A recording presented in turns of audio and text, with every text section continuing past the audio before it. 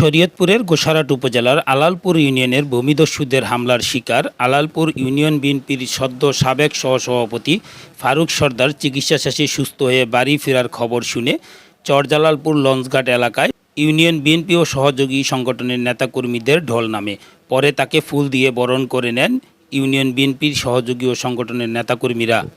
জানা যায়, গত 10 মার্চ আলালপুরের চরজালালপুর এলাকায় কিছু অসহায় পরিবারের বেশ কিছু জমি জবরদখল করে বোক দখল করছিলেন ওই এলাকার ভূমিদস্যু আকাশ ডালি বাহিনী।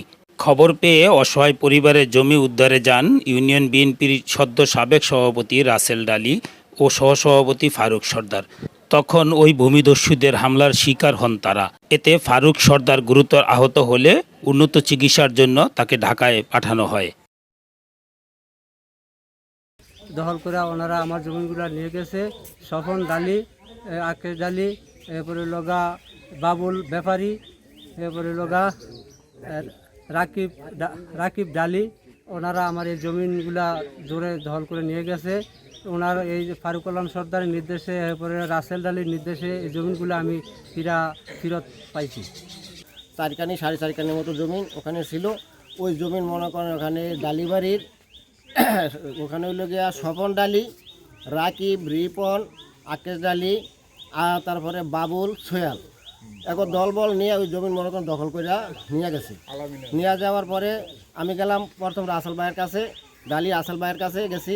যাওয়ার পরে সে বলছে যে আপনাদের জমিন আপনারা খাবেন, কারা ওরা কারা, ওদেরকে আমরা বিতাড়িত করবো। আমরা তো পারবো না, আমরা তো শক্তি নাই। তারপরে রাসেল ভাইয়ের এবং ফারুক ভাইয়ের এখন নির্দেশ কর্মে আমরা কাজ করছি। এরা মনে করেন আমাকে সার্বিক সহযোগিতা করছে। আমরা বর্তমানে ওই জমি নিয়ে আমরা মনে করেন দখলে আছি। সরদারের প্রতি যারা অন্যায়ভাবে সন্ত্রাসী হামলা চালিয়েছে, আমি তাদের প্রতি তীব্র নিন্দা প্রতিবাদ জানাই বাংলাদেশ জাতীয়বাদী যুবদলের পক্ষ থেকে। এবং গোসাইট উপজেলা আহ্বায়ক কমিটি জনাব কে এম সিদ্দিক আহমেদ ভাই সহ উপজেলা কমিটির সকল নেতৃবৃন্দদের প্রতি বিশেষ অনুরোধ যে সুস্থ তদন্তের মাধ্যমে এই সন্ত্রাসী কর্মকাণ্ড যারা ঘটিয়েছে তাদেরকে সাংগঠনিকভাবে সঠিক বিচার করা।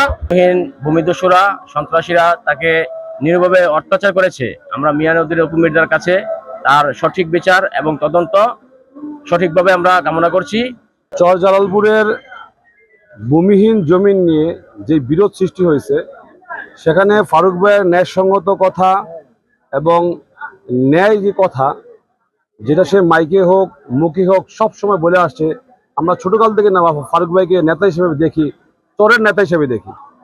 তো ফারুক ভাই ন্যায়ের পক্ষে লড়তে গিয়া যে সন্ত্রাসী কর্মকাণ্ড ফারুক ভাইয়ের উপরে করছে, তার সুষ্ঠু বিচার আমরা চাই। এবং আমাদের 3 আসনের মিয়া নুরুদ্দিন অপু ভাইয়ের হস্তক্ষেপ আমরা কামনা করি। এবং ফারুক ভাইয়ের যে মামলা চলমান, সেই মামলার যেন সুষ্ঠু তদন্ত সাপেক্ষে আসামিদেরকে ধরা হোক এবং বিচারের আওতায় আনা হোক। এই গত 10 তারিখে জনাব ফারুক আলম সরদারকে কিছু সন্ত্রাসী দখলবাজ, জমি দখলবাজ, চাঁদাবাজরা তাকে অ্যাটাক করে তাদের জমি দখলচ্যুত করার কারণে তারা মানে বেপরোয়া হয়ে উঠছে তাদেরকে দখলচ্যুত করার কারণে। তো ওনাকে আমরা গোসাইট মেডিকেল নিয়ে যাই, এখান থেকে ফেরত দেয়, নিয়ে যাই শরীয়তপুরও ওইখান থেকে ফেরত দিয়েছে। আমরা ঢাকাতে তাকে উন্নত চিকিৎসার জন্য পাঠাই। গরিবের চর ইউনিয়ন বিএনপি, যুবদল, ছাত্রদল এবং চরজালালপুরের শান্তিপ্রিয় জনগণ আজকে উপস্থিত হয়েছে। আমরাও তাকে স্বাগত জানাইছি।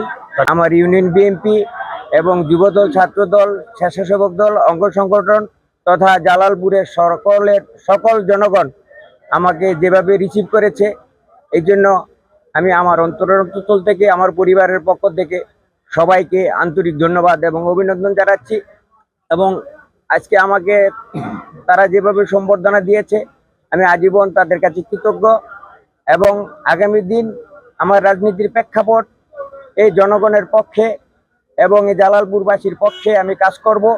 আমার নাকের এলাকায় 1 বিন্দু রক্ত থাকাকালীনও এই মানুষকে যে ক্ষতি করতে না পারে, সেই প্রচেষ্টায় আমি একত্রিত থাকব এবং ঐক্যবদ্ধ থেকে আমি সাধারণ এই পাবলিকের সমস্ত অধিকার স্বাধিকার যাতে ফিরে পায়, অধিকার থেকে কেউ বঞ্চিত করতে না পারে, আমি সোচ্চার কণ্ঠে সেই সন্ত্রাসীর বিরুদ্ধে প্রতিবাদ করে যাব ইনশাল্লাহ।